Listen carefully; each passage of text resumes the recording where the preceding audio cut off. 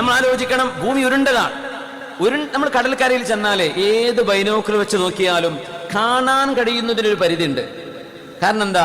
കാരണം ഭൂമിയുടെ എഞ്ചിനീയറിംഗ് നടത്തിയത് അള്ളാഹുവാ. അതിങ്ങനെ താഴോട്ട് ഇങ്ങനെ ഉരുണ്ട സാധനമല്ലേ.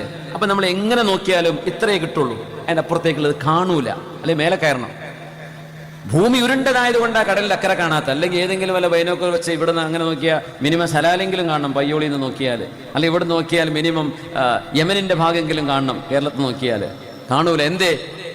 എന്താ ഭൂമിൻ്റെയൊക്കെ എഞ്ചിനീയറിംഗ്! എത്ര ആയിരക്കണക്കിന് ഗാലൻ വെള്ളമാണ് ഈ ഉരുണ്ട സാധനത്തുമ്പോൾ അള്ള ഒഴിച്ചു വെച്ചത്. ആലോചിച്ച് നോക്കി, ഒരു പന്തുമ വെള്ളം ഒഴിച്ചാൽ ആ വെള്ളം അവിടെ ഉണ്ടാവുമോ? അള്ളാന്റെ ഭൂമി ഈ വെള്ളവും കൊണ്ട് കറങ്ങല്ലേ. നമ്മളിപ്പോൾ 1 മണിക്കൂറിലേറെ വേദ പറയാൻ തുടങ്ങിയിട്ട് 1 മണിക്കൂർ കൊണ്ട് നമ്മുടെ ഭൂമി നമ്മളെയും കൊണ്ട് സഞ്ചരിച്ച് എത്ര കിലോമീറ്ററാണെന്നറിയോ? സൂര്യന് ചുറ്റും 1,08,000 കിലോമീറ്റർ ഞാനും നിങ്ങളും യാത്ര ചെയ്തപ്പോൾ 1 മണിക്കൂറിലെ. ഇതിന് മുമ്പ് നിങ്ങൾ എപ്പോഴും വന്നിട്ടുണ്ടാവും. 1 മണിക്കൂറിൽ നമ്മൾ അറിഞ്ഞു 1,08,000 കിലോമീറ്റർ. ഒരു ബുള്ളറ്റ് ട്രെയിന് പോയാൽ, ഒരു ഫ്ലൈറ്റ് അടുത്തു കൂടെ പോയാൽ മനുഷ്യൻ പാറിപ്പോവില്ലേ? പൊടിപൊടിയാവൂലേ?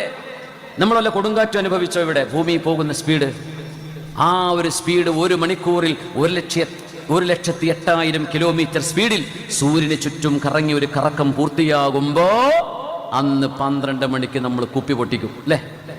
ആലോചിച്ച് നോക്കി, നന്ദികേടിന്റെ പരമമായൊരു മൂർത്തി രൂപം നോക്കൂ. അന്ന് നമ്മൾ കള്ളുകുപ്പി, അന്ന് പെൺകുട്ടികൾക്ക് കന്യകാർത്ഥം അവർ നശിപ്പിക്കുന്നത്, വ്യഭിചരിക്കുന്നത്, ബോയ് ഫ്രണ്ടിന്റെ കൂടെ ഫസ്റ്റ് നൈറ്റ് എന്ന് ഡിസംബർ 31 എന്താ?